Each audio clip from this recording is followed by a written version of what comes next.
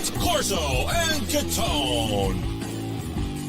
Listen, Mark, listen, hold on. When I say, would you have caffeine today? What the hell is that up to? Presented by Special Sauce Podcast, Studio 42 Design, and CORSO Law Group. Now for the real deal New England feel, CORSO and CATONE.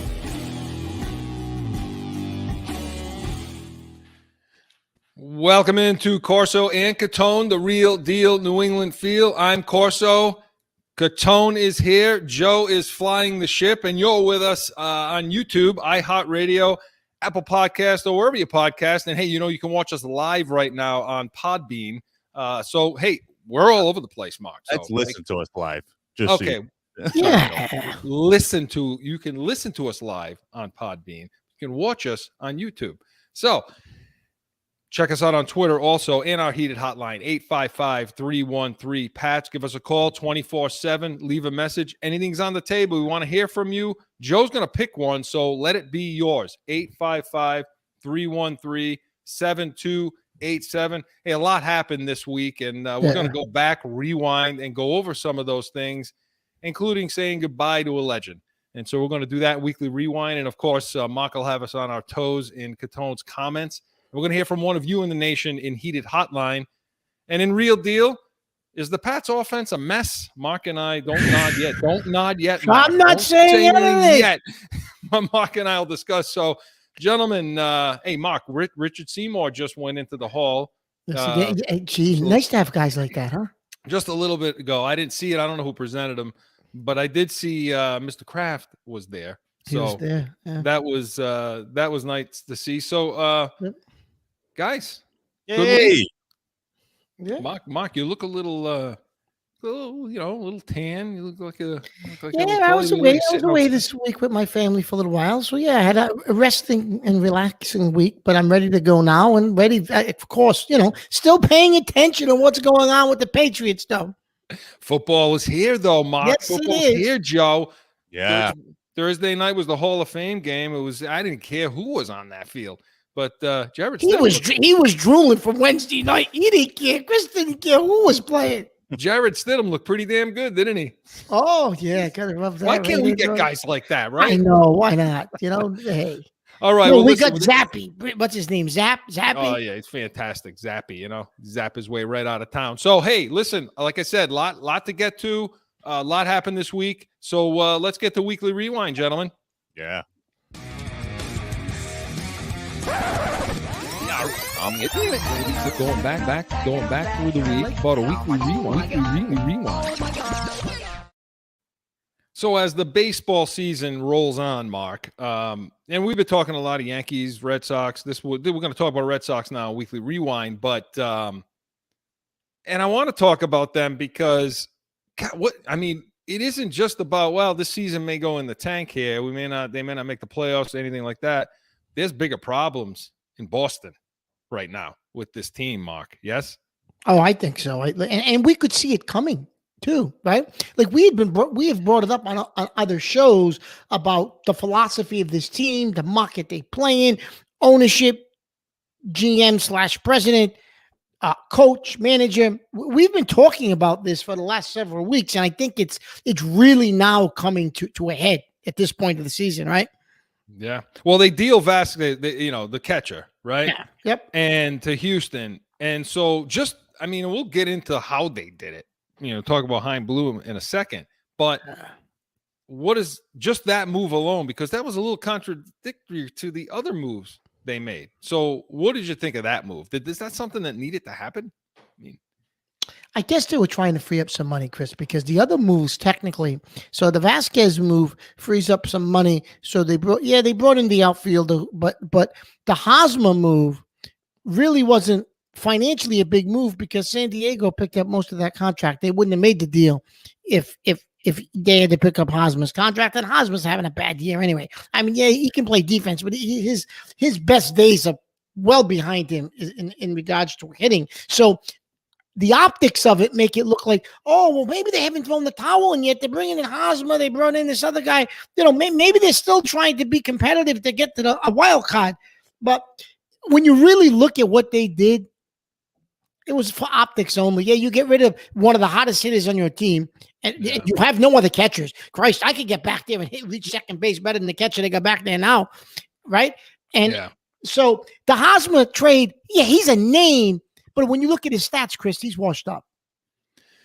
But the last 2 or 3 years, he's done nothing. Right, but you have to believe there's an improvement at first. I mean, no, there's an improvement, but if you went from, there was really nowhere to go. But there was no way. I was just going to say that. My God, right? I don't know. They have no pitching.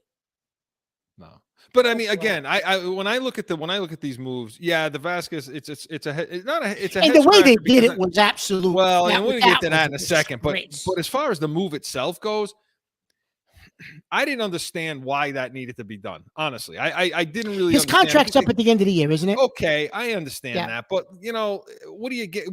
Let's see what they got back for him. But was that absolutely necessary to be done to when you are 3 games out from the wild card? And I'm not sure that's necessary because it shook up the clubhouse a little bit, that particular move, and because he's a very popular player. Okay, and catchers usually are, right? And so it bothered a lot of guys on the team, and I'm not sure organizationally why that would have been such a need to do. I don't mind the other moves because I do think they got a little better at first base. I mean, he couldn't get worse. No. So I think he got a little bit better. So I mean, but like you say, Mark, the optics of it. First of all, you're a big market. The philosophical conflict that's going on in this organization right now. You're a big market team, and I'm sorry, you shouldn't. I've been hearing this all week about making the playoffs. Okay, well, if you're not competing for a championship, then blow it up. What the hell's the point? Be sellers, right? Yeah, I'm not sure I believe that. I don't agree with that. I don't think. And I've been kicking, but listen, I've been going back and forth on this all week long. 2 weeks, thinking about how should this team be operating. Look. I think about the last time New York did something like that. I mean, can you name a time? No, but New York's been skirting, Chris, the payroll threshold, and they're winning this year. But there's been a couple of seasons over the last 4 or 5 years, Chris, where the Yankees could have went all in. And case in point, when Justin Verlander got traded from Detroit to Houston, New York was involved in those talks, and what they wanted in return for Verlander, the Yankees said they weren't willing to give up whatever prospects they were willing to give up, even though none of them turned out to be top major league play talent. So the guys that they were going to have to give up at the time, who looked like these top prospects, turned out to be nothing. But the bottom line, the Yankees didn't pull the trigger because they didn't want Verlander's salary at that point in time, right? Because if they picked up Verlander, they would have won the World Series, not Houston. Yeah. Right. So the Yankees have done it, but just not to the extent that the Red Sox are doing it now. The Yankees always stay right around, the competitive and right around the luxury. What the Red Sox are doing is a complete opposite of what they've always done. Yeah. And see, what you're talking about with the Yankees has to be explained. Yes, it has to be explained. So when you have to explain it, it's not glaring. It's not obvious. And so what the Red Sox are doing, you can't do as a big market. I'm sorry, I don't agree with it. And listen, don't everyone's blaming Bloom. Bloom is doing, Chris, what the owner wants him to do, right? Absolutely. John Henry wants him to, he's not doing anything without that rubber stamp. And it's just like I said, I mean, since when is making the playoffs not a big deal? I agree. There's some of the things I heard during the week that I disagree with, in the local media, but that I do agree with. Hey, you never know. You make the playoffs. Making the playoffs in baseball is a big deal. It's a big deal. I don't care if it's for one game. And you never, because you know what? With pitching and hitting being the way it is. Listen, the Red Sox. The Red Sox, in a one-game scenario, you trot out Eovaldi and he's on. You could win one game, winner take all, and then you go on to the next round, right? Look at last year. And they have matched up well against Houston for whatever reason. They play well against them, and I don't understand why. And they played some good games against New York too, a few. Yeah. So if you win, you're going to end up playing probably Houston and New York in the next round. And you're right, Chris. They've played well against both those teams. So you know what? Get into the wild card game, and anything can happen. Yeah, I mean, I don't think that I give them a shot against Cleveland. Yes. Against some of these teams they'd have to play in that play-in situation or whatever you're calling it. You know, and like you say, hitting it's schizophrenic. I mean, hitting can go in the toilet. Well, you've said it last week about the Yankees. You know, they're getting away from small ball a little bit more, and they're relying on the heavy bats. Well, we know how that goes, you're starting to see it a little bit now, and it could dry up quickly. I mean, Judge is on fire, but everybody else, it's starting to dry up a little bit. Right.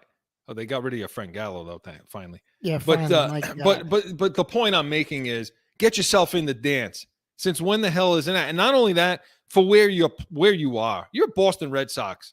You're 3 games out from wild card. You push to get it. And this Vasquez deal, and now moving to what you're talking about, and I said about the optics and the philosophical difference between players, the guys in uniform and the guys upstairs.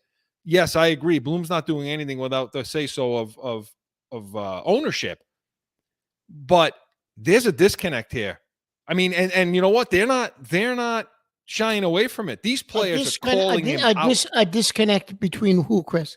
The players and the GM and ownership. This week. Okay, and what about Cora? So I'm going to get to him in a second because that's where normally, you saw some of these players, Bogarts, Devers, came out when they traded Vasquez and talked about, that do you think he's whatever? That basically they're saying, hey, no, I don't think they're doing good for this team or we're not going in the right. We're not sure what direction we're going in. I didn't see that move coming. So they're pissed off. And now maybe they're just baby players and can't just deal with the business of it. But it hit him in the face. And not only that, what about the way he did it, Mark? Talk about that. Listen, it was classless, right? To a guy who's given his heart and soul to this team. He came up from rookie ball. He spent his entire career here. He ain't somebody you traded for. He's been here 4 or 5 years. This kid spent his entire life, professional life, part of this organization.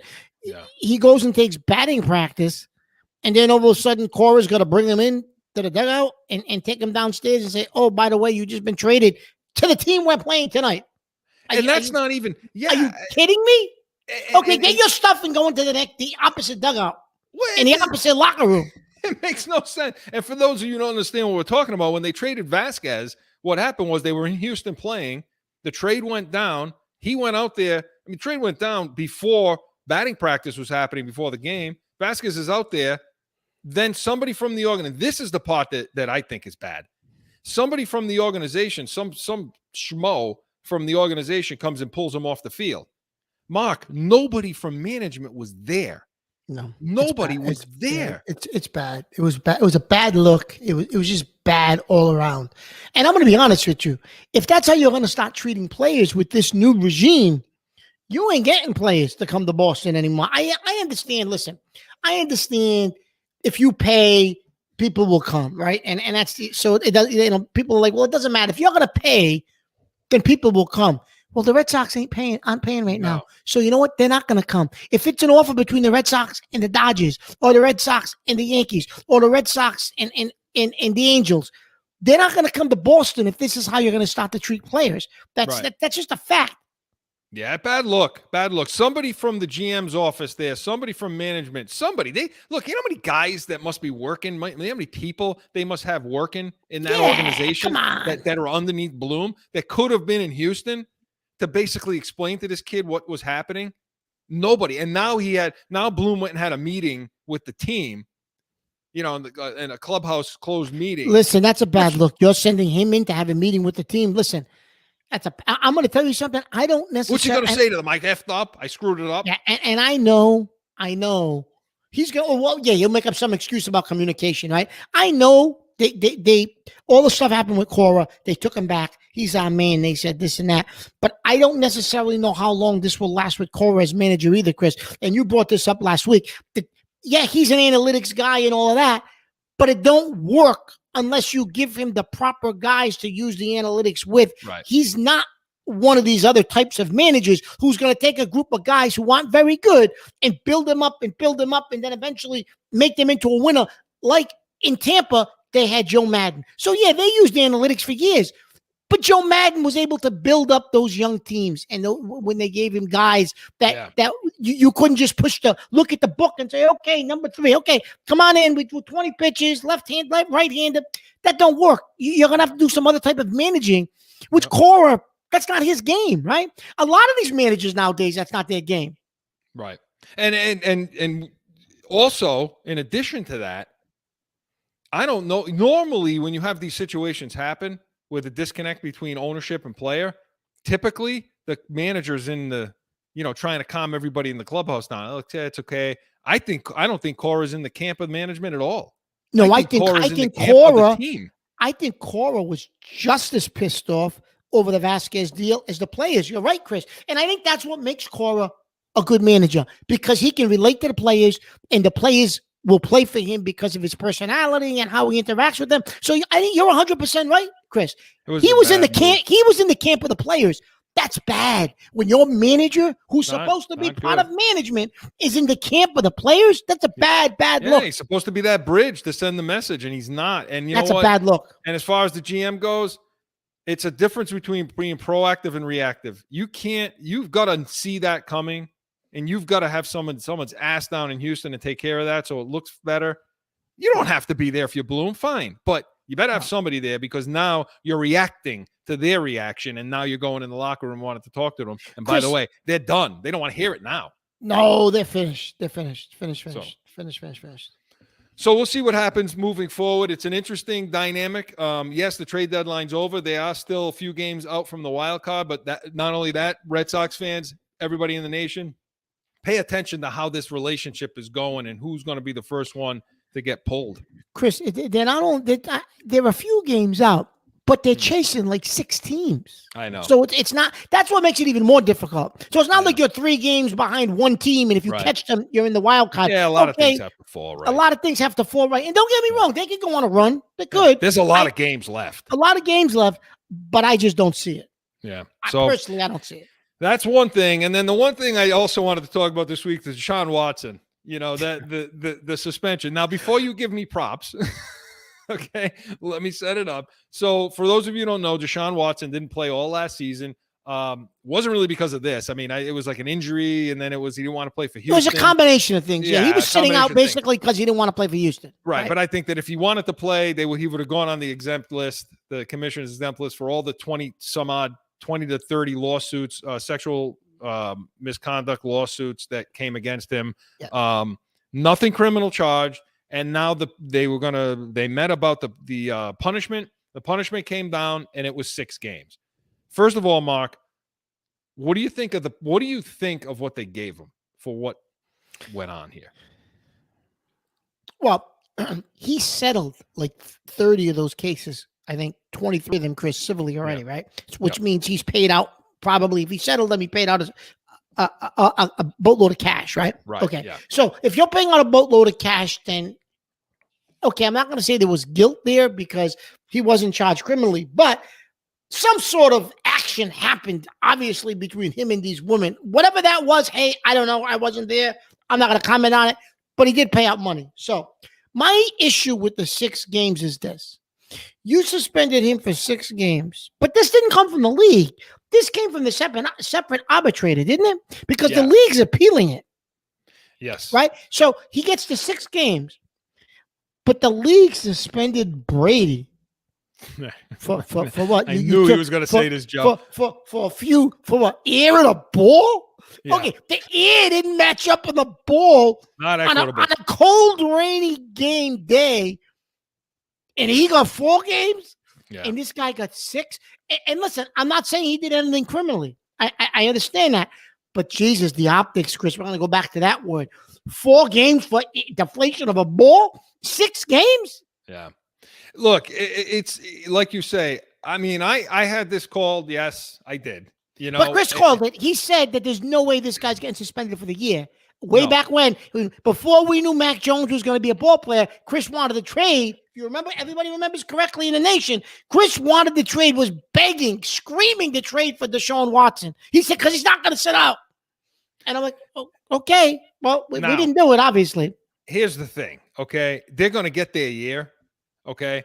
The league, you think, will get their year? I do. And you know, for me, the punishment came down. I'm going to comment on whether I agree with it, disagree with it. I wasn't there like you, Mark. I don't know. Okay? No, my issue is, but then you suspended a guy for taking allegedly air out of a ball. There's no equitable. It's not.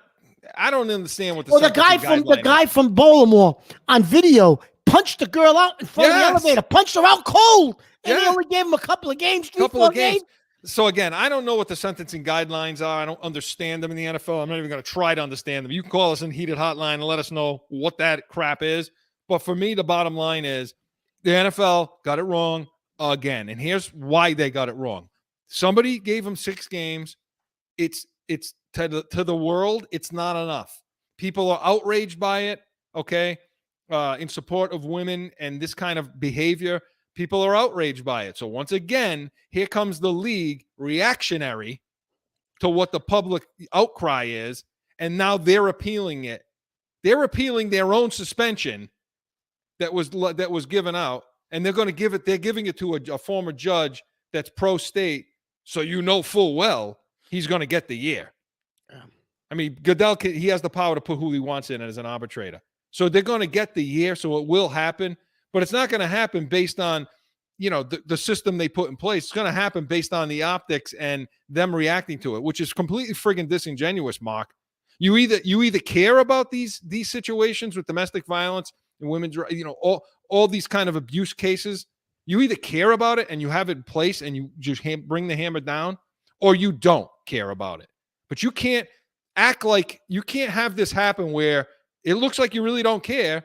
And then say, oh, you're pissed off at us? Okay, well, then we'll care. You see what I mean?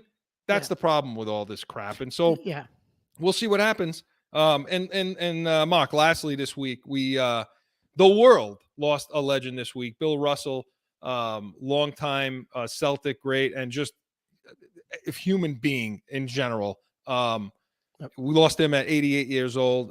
He passed peacefully with his wife, which is, you know, you never want to see anybody go, but it's nice that it was a peaceful passing, and we remembering him all week. And just let me throw a couple of numbers in, Mark. I want to get your take on this. You won 2 national championships at San Francisco, won a gold medal in 1956, 11 NBA titles in 13 years, 5-time league MVP. I coached 2 championships with the Celtics, I believe. People forget he coached, Chris. Yeah, and he won 2 of them. And probably one of the biggest accolades is the Presidential Medal of Freedom in 2011. So this, yes, he was important to the Celtics, important to basketball, an ambassador of sport, but he was an important figure in history. When it came to pushing the envelope, Chris, on race relations and equity and justice and those types of things, he was one of the first athletes to speak out and to speak up and to talk about equal rights and discrimination. And he had the platform to do it. He had the respect of everyone to do it. And he did it as a gentleman, and he did it the right way.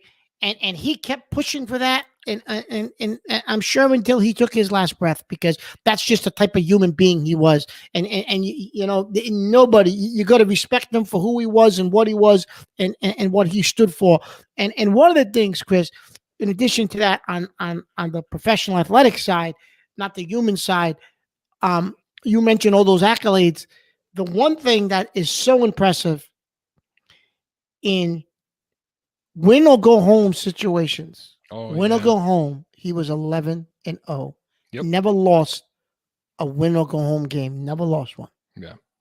So for those of you out there, Felger and company, that they're backpedaling a little bit this week, you know, but really, really, really down. Yeah, because the they 11 bashed that championship. era. They bashed that Bashed era. it. Yeah. I mean, bashed it, saying, "Oh, that was hard. That was easy to do." Now this week they're tapering just a little bit because he passed away. The bottom line is to win 11 championships in 13 years is unbelievable. And to be the human being that he is, that iconic photo of him, Jim Brown, Wilt Chamberlain, Muhammad Ali with Martin Luther King. Yeah. That absolutely. That says it all right there. That says it all. So, and the way he transcended, he related to today's players all through the generations, and he gave a lot back to Boston. He was always here.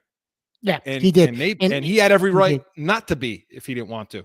He absolutely had every right not to be, and and he had a special. I don't see Bird. I don't see Brady. I don't see these guys. No, and you, Chris, brought up. He had he related to today's players and the players from his era, and a perfect example was he had a special relationship with Kevin Garnett. Yeah. They just forged a connection, and he was one of the guys when we won the championship that night in Boston that he went to and started grabbing him and screaming because. I'm sure people know, but if you don't know, Bill Russell gave him one of his rings. Yeah, really? Garnett. And the night that they won it, he's grabbing Russell saying, I got one of my own. I got one of my own. And he's screaming it. And I think he ultimately gave Russell his ring back, but Russell gave him that as almost like a motivation, but take this. This is what you're playing for here. Yeah. Yeah. And so he gave it to him. Again, a legend in so many ways, Joe. I know we went long, but we couldn't. We'd be remiss if we didn't talk about some of these things and just an amazing human being. And for you young people out there, go watch some things. Get on YouTube, get on whatever outlet you can. Bring up Bill Russell and just watch, and you see the kind of human being he was. Bill Russell passing at the age of 88. When we come back, buckle up. Catone's comments is next.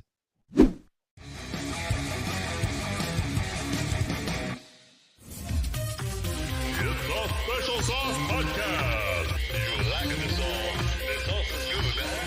Easy start out, finance, train them, trust them, and let them read. With your host, Marcus Aurelius. Tune in to Special Sauce Podcast, wherever you podcast. What's your special sauce? Time for Catone's Comment!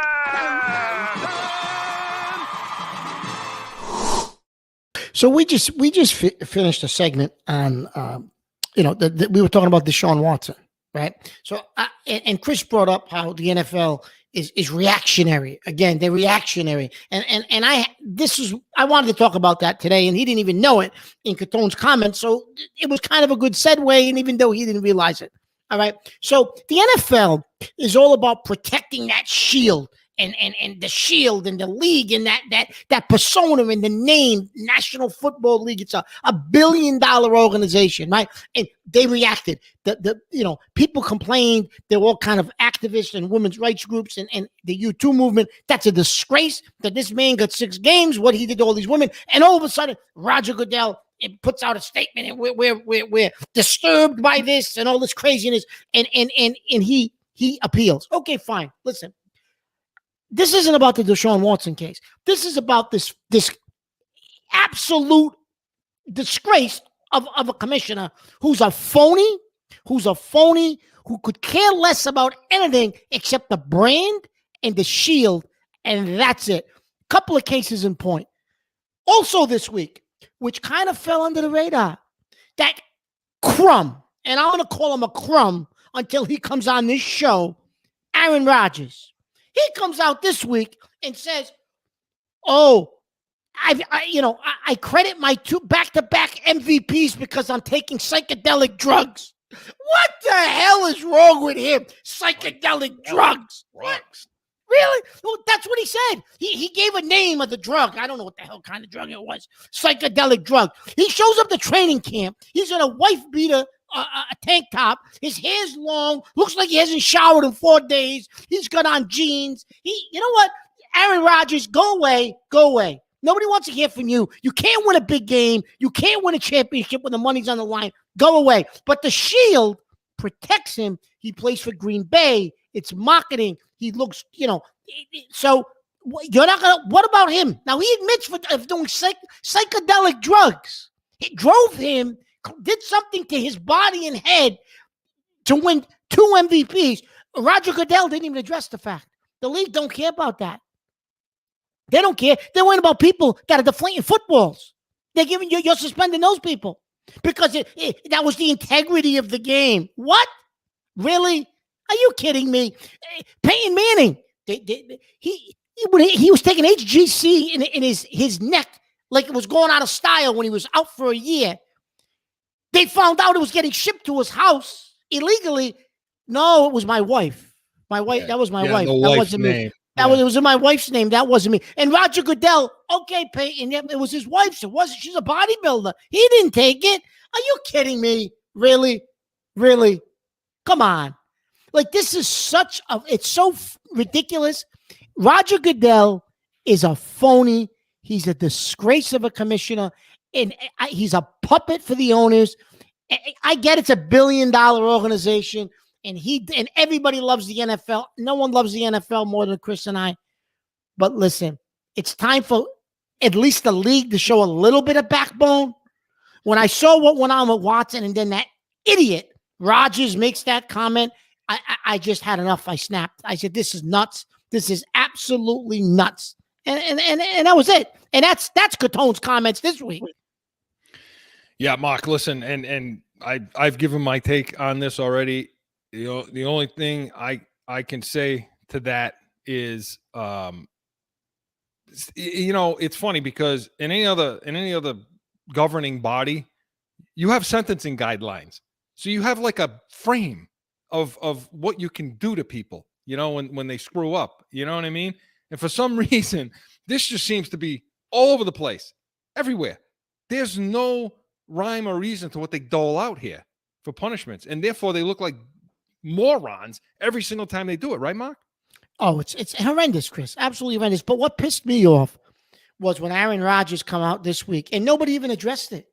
Nobody even brought up what he said. Did you hear any response from the league? Nothing. No. Silence. Your psychedelic drugs? He's a goddamn cartoon character too. I'd love to get Aaron Rodgers on this show because he'd last about a minute and he'd hang up on us. A minute and he'd hang up on us. Help us out here. Yeah, it would help us. It would help us, but he wouldn't listen to us because he'd get infuriated. He can't handle CATONE. He can't handle it. But I'll tell you one thing. It was evident when you saw the draft, and you guys were there. You witnessed the draft. As soon as he came out, the whole crowd, this is Las Vegas. Whole crowd was just like, he's like, come on, everybody, it's the draft. It's like, no, everybody knows you suck. It's like, they hate you. It's like, nobody's going to cheer for somebody like that. No, he's not a likable guy.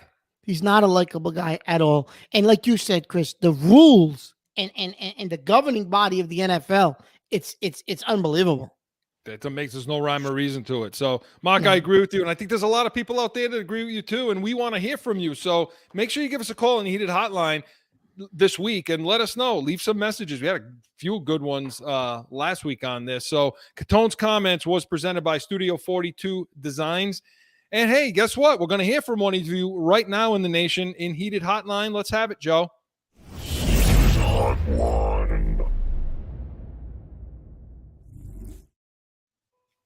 This is Jim from Brockton.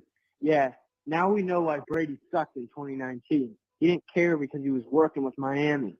He had one foot out the door, and screw him for doing that. I am burning my Brady jersey. You guys are the best. Jim, thank you. Jim, you're right. You said Jim? Thanks, Jim. Yeah, Jim from what do you say, Brockton? From Brockton. Hey, Rocky Marciano. Yeah, so Jim, thank you for the call. We appreciate it. Mark, this is the other story now. Okay, the Miami Dolphins, for those know what Jim's talking about. Miami was caught tampering in 2019 with Tom Brady. They were communicating with Tom Brady about trying to get him there. To say nothing about the whole thing that Flores brought out. Well, did they also say that there was no proof of him wanting to throw games? Throw games, right? So this is mainly about the tampering involving Brady. So they were trying to get Brady down in Miami after 2019. See, this is another perfect example, Chris, of the league. They're going to get Ross on this, but the integrity of their game isn't. They're not going to go after the integrity of the game. No, he didn't do that. He didn't. Right. He didn't throw games. But no. But okay, we'll get him on tampering. Right. So Miami loses a first-round pick this year, next draft, and they lose a third-round pick the one after, and I think like $1 million, and the owner is suspended. The owner is suspended for 6 games. I don't know where he wouldn't be around anyway. So the bottom line is this. This call, Jim, let's get to what Jim's saying, because he's pissed off because we all saw it, Mark. You and I talked about it, about Brady in 2019, that he looked like it. He had one foot out the door. He looked like crap. He was playing like crap. He didn't care about what was going on. His work ethic sucked. I say sucked. It was probably a little lower down to what everybody else is. It wasn't Tom Brady is the point. And now we understand that there were some other things going on that may have taken his focus. So now the fans are pissed off. Now they're hearing it all New England this week that they're pissed. This is why you're disingenuous. You should have been giving it your all here, and you're wrong for doing what you're doing. Where do you stand on that as far as Brady goes? Listen, I might be in the minority. I don't have a problem with it, because after all the years that he gave you up here, and the blood, the sweat, the tears, the championships he gave you, they disrespected him by not offering him the extension. So now in the year that he's going to be able to walk because Kraft agreed, we won't franchise you, he's out negotiating with other teams to see what his options are when he leaves here. He knew before 2019 he wasn't coming back here. That ended. That summer, when they couldn't get the extension worked out, that ended. It was over. The relationship had been severed, and that was it. So long before that too, yeah. Right? Even before that. Did you say 17? Yeah, 17 So listen, I'm not worried about it. That what he did with Miami, hey, good for him. He's trying to solidify his future. If Belichick had a brain, he would have extended him, and he'd be finishing his career right now with us. So, me personally, I have no problem. I understand 19 was an up and down season. We surrounded him with garbage. Anyways, right? We tried to bring in Antonio Brown. That didn't work. We surrounded him with garbage. Yeah, he did have garbage. That's it. He had garbage around him. Garbage. Yeah, listen, is he wrong? Yes. Was he wrong? Should he have been playing as hard as he possibly could, played out the string in the contract the way he should have done? Yes. Yeah. He was wrong for that. That's right. But Jim, let me ask you a question, okay, if you're listening. If you have a job and wherever you work, okay, if you're getting treated like crap, if they're not extending you, if they're not giving you what you should have for the work you're doing, are you telling me right now you're not on Monster and any of these other friggin' things, looking for a job, looking for employment somewhere else, talking about that, whether it's against the rules or not? You're doing it. Well, what the hell? Why is this guy any different? Clearly the Patriots were looking to move on. They were trying to figure out, although that's the biggest thing they botched, is they had no succession plan. So why not sign the guy and give him his $25 million a year, the morons? But anyway, that's a different top thing for another day. But the Patriots and Belichick were doing that. So what the hell's the difference? Yeah, I agree. What's the difference? Yeah, did he break the rule? Yes, they broke the rule. Got it. They're going to get punished for it. And people say, well, it's not, because Goodell came out and said it's the worst, the most egregious I've ever seen. It's the most egregious act of tampering I've ever seen. So people say, well, then the punishment's not enough. This is an unprecedented punishment. Let me ask you a question. It's the worst punishment pulled out. Let me ask you this. So Ross is suspended. Right. Brady's not culpable in any of this. He don't get anything. They don't penalize the player. They penalize the owners. The organization. It's part of that CBA deal where the player can't get punished for it. So again, it's just Brady ends up looking like a bigger selfish jerk than he already looks right now. But does he really care about that? Honestly. Well, you know what's funny though, Chris? How does he care? Chris, the last couple of days since that came out, he's hasn't been at practice. He's had excused absences. Yeah. He probably don't want to answer the questions. Of course not. That's not what and the cartoon character and company down there are gonna let him do whatever he wants. Anyway, so listen, Jim, when you get in that situation, then call us back and let us know. But come on, New England fans, don't be babies now. Okay, it happened and went down. The organization is culpable too. So let's move on from that. Heated Hotline was presented by CORSO Law Group, Arizona's leading criminal and traffic law firm. CORSOLawGroup.com. Allow us to be your voice. Coming up, is the offense a mess? That's the real deal. And that's next. What are you writing now? So I'm working over here. You're talking about nonsense. I'm working. That's why we are the real deal New England Feel. It's going to be real. So, Mark, we've seen now training camp. The Patriots have been in training camp for what, a week and a half, whatever it is, 2 weeks? Yeah, they've had 6, 7, 8 practices now. Yeah, something like that. With pads. Padded practices started early this week. And now, I guess a week they've been in. And they're getting ready for their first preseason game next Thursday, right? The 11th. The 11th. Against the Giants at home, right? 4 o'clock or my time, 7 o'clock kickoff. So, as they approach this, all you're hearing all week long is the biggest story right now is the offense looks terrible. Every media person that has a glimpse of it is walking away from this thing saying, wow, this looks bad. It looks bad. I mean, they're switching. It appears that they're changing their offense. The offense they ran with McDaniels, that gap style running, okay, and I can explain what that is in a second. They're moving over to that Shanahan type of offense, zone running. And as far as the passing game goes, less to think about for the quarterback, less options for the quarterback, less to think about. So to be honest with you, it's an offense that's designed for a guy like Stafford, okay, a guy like Garoppolo, guy like that doesn't have the ability to read as well as, say, other quarterbacks in the league. But Chris, that's Mac. That was Mac Jones's strength coming out of college. That's just what I was about to ask you. Yep. He can take information in and read and process and understand and analyze. Like, that's his strength. That was his strength at Alabama. That's his strength here. The opposite side of that is his physical ability, running, athleticism, out of the pocket. That's not necessarily his strength, but yet you do need that in this new style offense. Some, right? So yeah. I don't understand what they're doing. I don't get it. I mean, and you keep talking about. So if we're talking about Mac Jones, we stay on Mac Jones. Look, he's coming into year 2, and everybody considers this year as an integral. It's a. But if you want him to make a huge leap, Chris, why are you doing this? Well, I mean. Again, the biggest problem I have, not so much changing offenses because he's young enough in his career where, he's only been in that system last year, 1 year, fine. Okay, you're changing the offense, but you're right. You tailor your offense, honestly, to the damn quarterback. I mean, that's the way the league is now. That's what you do. And they're tailoring their offense away from the quarterback, as Mark said. His strengths are to read. He's Brady-esque in that way, where it's cerebral for him. You know what I mean? And now you're basically handcuffing. You're taking that away, and he doesn't like it, does he? No, he doesn't. He's been he has shown a lot of frustration in practice.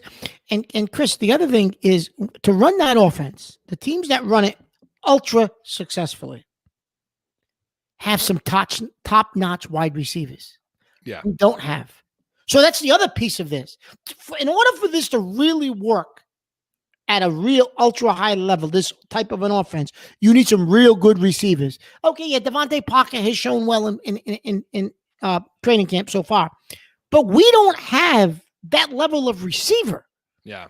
And let me ask you this, Chris. Mm-hmm. Is this offense being put in because of our lack of ability on the offensive side of the ball? Coaching-wise, it's simplifying things for Judge and Patricia, not for the quarterback. It's simplifying it for the imbecile 1 and imbecile 2 because they can't decipher and read and understand as quickly as McDaniels did.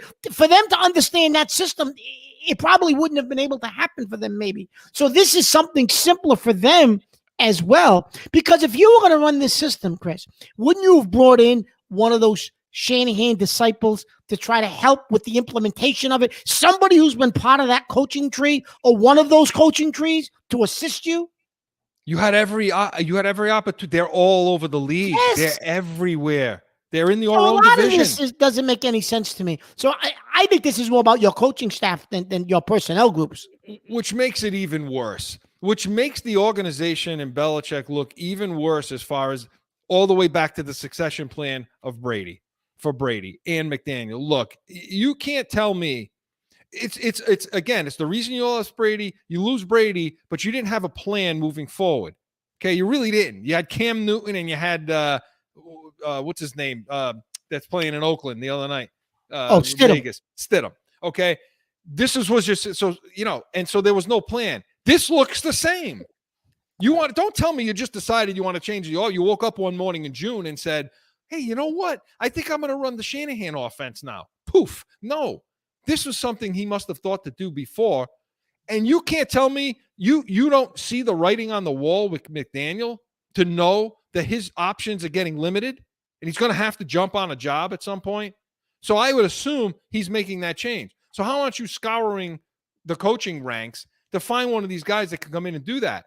Or if you're not going to do that, hey, these two guys, you're taking two coaches. And I'm not saying they're bad coaches, but they don't coach offense. So not only are you taking two guys from the defensive side of the ball and special teams and bringing them to the offensive side of the ball, you're now changing the system that they at least had some experience in. They saw it going on. They had to defend it. They had to defend it in practice. I mean, Patricia had to come up with a defense and to run it against New England's in practice when he was here.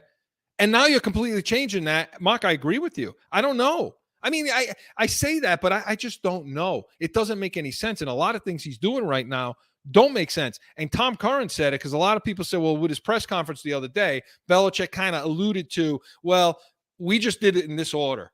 We basically put the system in now, but we're going to get back to gap running. We're going to get back to some of that other offense. And Curran comes out and says, if you think Belichick's changing and scrapping this thing, you don't know him very well. He's going to stick to it. And so I want to talk now about who it's affecting, who looks the worst in it. But Mark, I got a question real quick. In Alabama, what type of offense is O'Brien and them? What are they running there? Are they running this type of offense, or are they running like a New England McDaniel side? Well, they're running an early New England offense. McDaniel made changes over the years, but what O'Brien is running has a lot of the principles that he had when he was here. So then our theory about the place setting, the place seat filler. Yeah. Judge I don't and think, Patricia I don't for O'Brien to come next I don't year. know if that's true. Because I don't know if O'Brien will come into this mess. Because that's why O'Brien's not here. Hey, if those of you haven't seen it, go on. I forget what outlet, Netflix or something. Go watch Belichick and Saban. There's a thing they did on those two in 2019. Oh man, excellent. It's good. And they flat out said, Belichick, the rule they have that they live by, you don't poach. Yep. If a guy leaves, McDaniel leaves to go to another team, you don't take coaches. You just don't do. You don't break down another franchise to build another one up. So I think O'Brien's contract is up at the end of the year, and if O'Brien chooses to leave, then I think it's okay for Belichick to take him. But again, he's still going to have to learn this offense. Yeah, no, he will. He definitely will. You know what scares me, Chris? All the experts, well, I don't want to say experts, but all of the guys that are respected that cover the Patriots beat. Okay, Mike Giardi, Mike Reese, Curran. You mentioned Curran. Perry. All of these guys, Chris, are saying that the Patriot offense is struggling. It looks slow. It looks indecisive. It's just a bad, like they just don't look good. And it's starting to become very worrisome. Okay. Yeah. Is there time to fix it? Yes. But all of those guys, Chris, who have been around a lot of training camps, to a man, have basically said, but it's not going to be fixed because we don't have the personnel grouping or the coaching to fix it. I'm not saying Belichick, Chris. I'm talking about the people around him that would have to fix this. They don't have the expertise to fix it. It's so weird. It's just such an odd thing that they're doing. Like normally the only reason you change a defense or an offensive scheme and philosophy is when you bring a coach in that's bringing it with them. That's typically what happens. Yeah. This is bizarre. It is bizarre. You're changing it because a guy walked out the door, but you're not bringing a guy in that does it. And there's plenty of them. So I don't know. I mean, next year you talk about O'Brien. Well, then the hell with O'Brien. Go get a McDaniel disciple, a Shanahan disciple. Go get one. If you're going to do this, then you need to go get a disciple. And I like it. I like the offense. You need to go get a McVay disciple, Shanahan disciple, one of those guys that uses those principles in their offense. You need to go get one of their disciples if you're gonna keep this offense. But it shouldn't be O'Brien. And you know what else is scary, Chris? We keep talking about the offense. The defense, who you and I both have agreed we think is going to struggle this year, actually looks good against our offense. So how bad is this offense really? Well, that's the thing, Mark. So let's in the time we have left, who's it hurting? Who looks the worst right now? I mean, the damn offensive line. They look so bad right now in trying to get this done. I mean, there are guys coming free all over the defensive front. Barmore throwing around friends. Owinu is just like his feet are in quick cement. Okay, look, can I just take a second and just explain that running style of what they're going to be doing just quickly? Gap running is what they were doing. Okay, which means everybody hat on hat, everybody's blocking to and trying to open a particular gap on the offensive line. Running back knows the gap they're going through, the hole they're going through, 2 hole, 4 hole, whatever, 1, 3, 5. They know what that is. This zone running scheme basically is movement from the offensive line. So you're moving guards, you're moving your interior to a spot, to an area. So you're going to an area and your back is moving to that area and you're basically picking up the pieces. So you're leaving a side of the field unblocked basically. And you're just, it's a percentage thing. I got more numbers over here to block the guys I see, and your running back picks a lane. But Chris, they can't do it. The running backs are having trouble finding a lane, picking a lane. Can I ask you a question, though, Chris? Isn't that the opposite of Harris and Stevenson's running style? Well, we think because we didn't draft those guys for this. We drafted those guys based on our old running system. So you're trying to change a lot of things. These guys don't run that way. They never have. It's not like Le'Veon Bell. Everybody remember Le'Veon Bell, the way he would run if he find a gap and a hole, and that was zone blocking. So with Pittsburgh, and that's what they're trying to do. Except the problem is you let one of the most athletic guards go to, away in Mason to bring Owinu over to guard whose feet are like feet are in quicksand or cement. It makes no sense. The guards can't handle it. You got a rookie on the offensive line guard that's trying to figure it out. Okay. You got to change a tackle where they flip-flop. Well, by the way, Brown looks really good in camp. Brown looks good. By the way, Brown looks good. Chris, so listen. So interestingly enough, you brought up Cole Strange, right? Yeah. So now we understand why he wanted to make sure he solidified himself with Cole Strange and maybe reached on him and took him a little earlier than before, because he's a perfect. I know we struggled at times so far, but he's an athlete and he's a perfect fit for this type of blocking scheme, right? He is, and Andrews can handle it too. Look, I have no doubt they're going to get better. I have no doubt they can get better with it, and I don't know. I mean, everybody out there, and all the guys you mentioned that cover the team. There is a little, they're a little naive too when it comes to how football really works. They're not switching the whole. I don't believe they're going to switch the whole offense. That this is it. I believe there are going to be pieces of the other offense that are in here too that cater what Mac Jones does. And maybe what Belichick is saying is right, that they're just doing it at this phase and this stage of training camp, just in case there are issues, and then they can go back to what they've been doing. I don't know. I think the offensive line can pick it up. But I don't know how long it's going to take. And the other part of it too, don't yell at me, okay? But just to give Patricia a little bit, in his camp, he's cut thin right now. He's coaching the offensive line. He's calling plays. He's supposed to be the OC. Last night, Chris, and he's trying to learn the offense. I mean, that's a huge ask. Last night, Chris, they had the teams separated into 2 teams, right? Was it blue and white or whatever it was, red and blue, whatever. Yeah. And Patricia is basically the OC for the one unit, and Judge was the OC for the other unit. Are you kidding me? Talk about him. Listen, I've been in plenty of locker rooms. 4:30 this morning. I was up practicing at 5:30 with the team. That was fun. That's why I got a giant thing of Dunkin' Donuts. What do you call it? Dunkin' now? Whatever. I'll call it Dunkin' Donuts iced coffee. Joe, Anyway, he's starting to shake a little bit now from the coffee. like this, Joe. you know what I mean? And I don't drink coffee, so like that gets camera. me wired. Anyway, for those of you who haven't ever been in a locker room or in a situation like this, football's different because there's a lot of guys. There's a lot of people. It isn't basketball. It isn't like that. Even baseball's a little more individual. So everybody's got to be on the same page. The message has got to be the same, right? The message has got to be consistent. And if you're getting the message from two different people, it's got to be different. It's always going to be different. So I don't know. I have no idea what Belichick is. And the guy that's most qualified to call the plays, which is that tight end, Nick Haley, he should be the one doing this. Yeah, I don't get it. I don't know. I don't get it. And I'm going to say this, Chris, too. So what you just brought up about Belichick, just at this phase, he's doing this, but there'll be a combination of the old and this. But my issue with that is this. So you got a brand new receiver here, Devontae Parker. You got the rookie Thornton, right? Yeah. So you got guys here that don't know the old system. They need if you're going to try to mesh the two, they need as many reps as possible in the old system as well. Yeah. So there's not enough time. Listen, that was my point. There's not enough time, Chris. Listen, I was optimistic when we did a real early when the schedule came out. Joe, right? Here it comes. What? Here it comes. Joe. Here comes the moonwalk.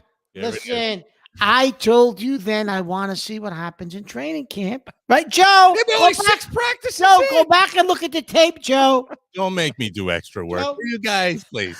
No, but I'm getting a little concerned. I'm not backtracking yet, but I'm getting concerned, Chris. Even your win total. You should be. Even your win total. I think we may have been a little generous, unless something starts to change in our estimation of win totals for the Patriots this year. And I hope I'm wrong. I think Mac Jones and Belichick combined get you to 8. I think the floor is higher because of those two guys, but then we see. Then we see. Okay. All right. So I mean, this is the kind of stuff that I don't know if it works. And by the way, this guy's trying to do this at 70 years old. Just as a side note. Not that there's anything wrong with 70-year-olds. I'm not saying that. Chris, quickly, how about what have you seen so far? I mean, I know we only got a few minutes left, but what have you seen so far with this defense that has encouraged you or not encouraged you? The defensive front looks great. Now, again, we temper it because the offensive line looks so bad. Yep. But the defensive line looks great. Barmore, even Gottschall, the defensive ends. Jennings had a sub in for Judon the other day. It was interesting. And he looked great. He really looked good. That might be his position, Chris. We thought it would be. We talked about that coming into training camp. That Jennings, we need to see something out of him. Who's on the edge? Well, he and Uche will probably play the opposite side. So those guys, that front is looked pretty good, and the linebacking core.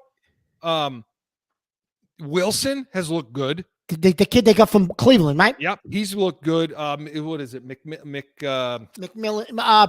What the guy that was hurt all last year, Raekwon McMillan, I think, right? Yeah, he's looked pretty good too. And Mark, believe it or not, the secondary. Look, I'm not as down. Look, I'm not as down on. I think I wanted to ask. Now, is it the secondary or is our receiving core just? No, I think that. That's what I was going to say. Because I wanted to ask you about the receiving core. I mean, quick. Do you think that? I think the receiving core is a good core. I think it's an upgrade from last year. I think it's an upgrade, Chris. But I think they're struggling with this system. So I don't think we can get a true testament yet of where this receiving core is because I think they're struggling a little with this system. Maybe they've completed a lot of passes though out there. They've completed a lot of passes, and the tight ends will look good too. So to me, the defensive backs have looked pretty damn good. In my opinion, I think Mills has looked good. The other kid they got from Cleveland, Terrence Mitchell, has looked well. He's really probably going to start opposite. He's probably going to start, and the secondary, the safeties have looked good. Safeties looked good. Chris, Phillips who's looked Duggar good? They said McCourty, and they've looked good. Chris, what they said has looked really good in camp. The kid that we talked about last year, the safety Bledsoe. They've had him in the slot. They've had him playing safety. They've had him all over the field, and they say the kid is impressive. Yeah, and Wade has looked good too. at corner, playing inside some. Chris, the other kid that I told you I liked, he was an undrafted free agent, and I said to you, watch this kid because he was hurt all through college, but he was one of the top recruits in the country. He just could never stay on the field. Was the defensive lineman LeBrian Ray from Alabama, and he is showing in practice that he can get to the quarterback and blow by guys. I told you before camp, he's going to make this team, Chris. I thought he would, and it looks like if he can stay healthy, that's always been his issue. I think he's going to make this team. We'll see. Temperate 6 practices in, and by the way, the 2 rookies, Jones. Yep, they've looked decent too. They've looked decent. The kid from ASU has looked pretty good. Joe, ASU. He's looked pretty good. But 6 padded practices, going against an offense that's trying to learn something. Rookies and all kinds of guys. Yeah. Right. We'll see, and we'll see how they look on Thursday night. I can't wait. You may not sleep for 5 days. No, I'm not going to sleep from here forward. You talk about coffee, I'll be drinking it. So make sure you tune into that game and then back with us to hear everything. And hey, by the way, speaking of tuning in, Pat's Nation, 30 minutes following every Patriots game, the only post-game show worth watching. Join Mark and I 30 minutes following Patriots games for all your post-game coverage. First one, Miami, September 11th. So make sure you tune into that and come back next Saturday, 7 p.m. Eastern for CORSO and CATONE. Listen, all week long, we're going to have all of our shows up on iHeart, on YouTube, Podbean, any way you want to look, Apple Podcasts, all these podcast things, right, Mark? It's all there. All there. It's all Joe, there. Joe, he loses track. I lose track of it all. Mark, nobody can keep up. I don't even know half of them. I mean, I'm telling you. So make sure you're tuning into us all week long. Give a call to the Heat Hotline. Gentlemen, it's that time. Thank you. Thank you all for joining us. And again, next week, 7 p.m. Eastern, come back. We're going to talk some more Yankees, Red Sox. We'll see how they did in that Giants game, the Patriots. And anything you want to bring to the table, we are CORSO and CATONE, the real deal, New England feel. See you next Saturday.